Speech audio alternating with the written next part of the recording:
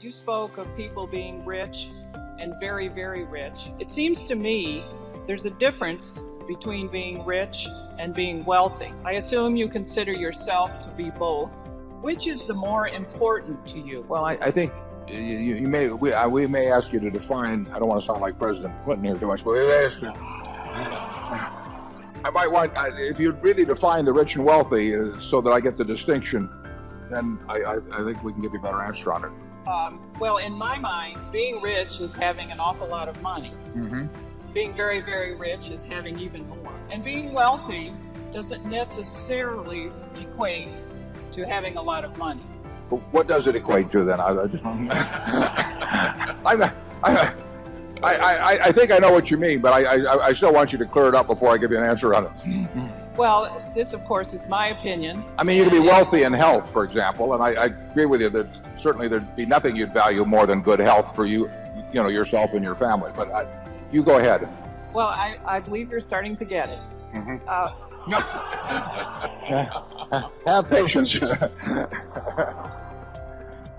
No, there's no question about it. I mean, the money makes very little difference after a moderate level. I tell this to college students that I talk to. I mean, they are basically living about the same life I'm living. We eat the same foods. I mean, that I can guarantee you. And, there's no important difference in our dress. There's no important difference at all in the car we drive. There's no difference in the television set that we sit there and, watch the Super Bowl on or anything of the sort. There's really no difference in, they've got air conditioning in summer and I got air conditioning and I got heat in winter.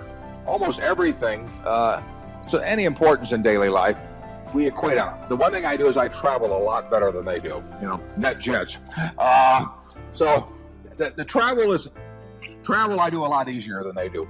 Everything else in their lives, it just, I'll switch places anytime. It doesn't make any difference.